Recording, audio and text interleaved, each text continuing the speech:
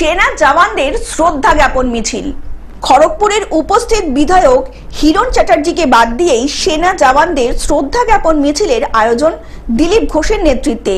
বিজেপির গোষ্ঠী কোন্দলের কারণেই জেলা স্তরের কর্মসূচি এবার জেলা হেডকোয়ার্টার মেদিনীপুর ছেড়ে আয়োজন করতে হলো খড়গপুরে, যেখানে ছিলেন শুধুমাত্র দিলীপ ঘোষের অনুগামীরাই। অন্যদিকে কয়েকশো মিটার দূরে হিরণ উপস্থিত থাকলেও তাকে ডাকা হয়নি। এই প্রসঙ্গে হিরণ চ্যাটার্জি দিলীপ ঘোষকে জোরালো আক্রমণ করেন।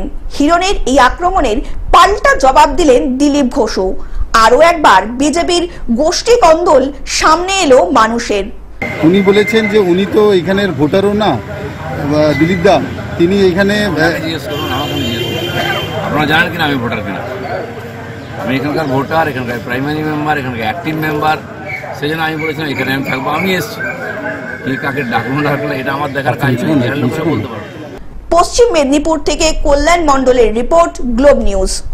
এখন থেকে গ্লোব টিভি দেখুন আপনার স্মার্টফোনেও। গুগল প্লে স্টোর অথবা অ্যাপল স্টোর থেকে ডাউনলোড করুন গ্লোব টিভি লাইভ অ্যাপ। এছাড়া জিও টিভি অ্যাপ থেকে দেখুন গ্লোব টিভি লাইভ।